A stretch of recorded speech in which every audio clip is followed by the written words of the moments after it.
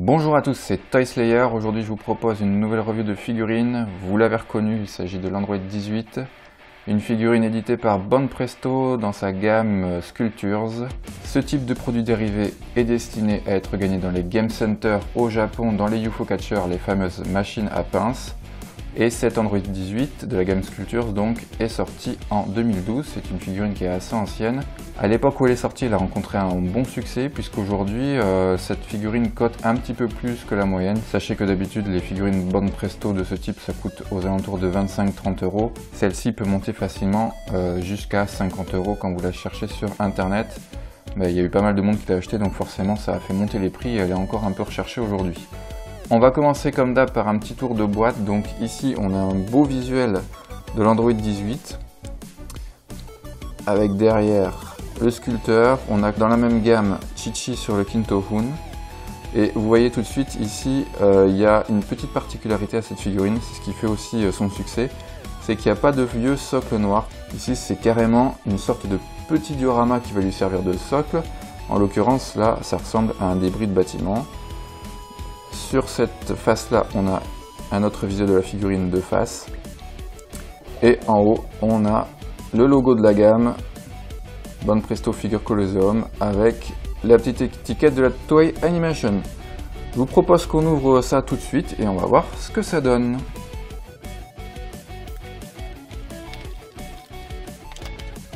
Donc la figurine se présente comme vous le voyez en deux parties. Le socle qui a l'air bien sympa pour une fois, qui est une sorte de petit diorama comme je vous l'ai dit.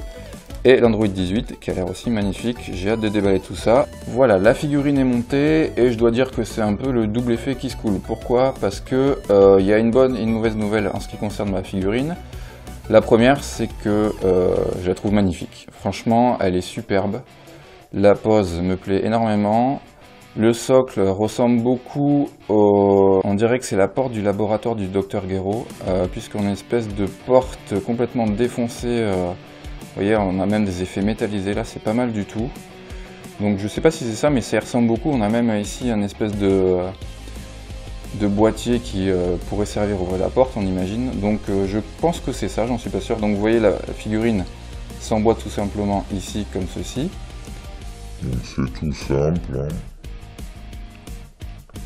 Je dis que c'est tout simple, mais j'y arrive pas. Voilà. Et franchement, le sculpte de la figurine est superbe. Il y a énormément de détails.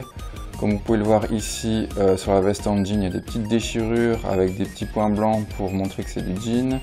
Ici, sur ces boutons de veste en jean, il y a de la peinture argentée. Le logo du Red Ribbon est bien présent. On a un léger dégradé sur les cheveux qui est bien pensé, avec un jaune clair ici qui part vers un jaune presque orangé au bout des mèches. Donc ça, c'est plutôt cool.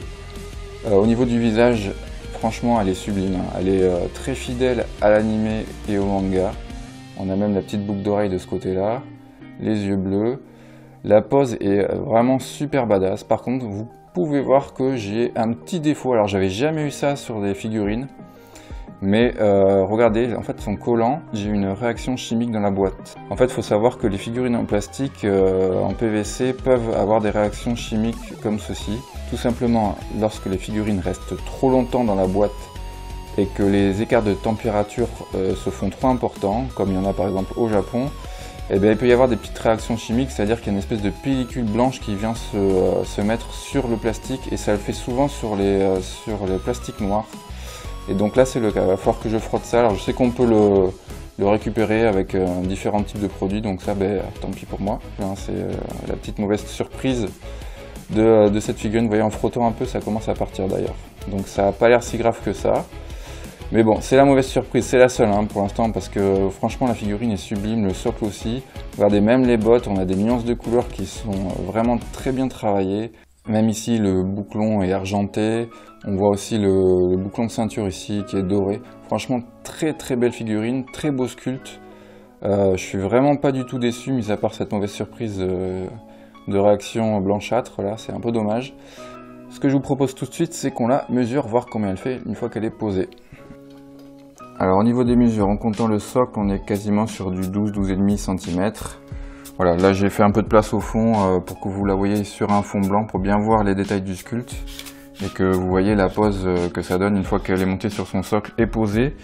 Autre point fort de la figurine, c'est que vous pouvez l'exposer sur plusieurs angles. Donc là elle est sur un angle quasiment de face, mais vous pouvez aussi bien la mettre de 3/4 du côté gauche que du côté droit. Vous voyez, ça rend tout aussi bien.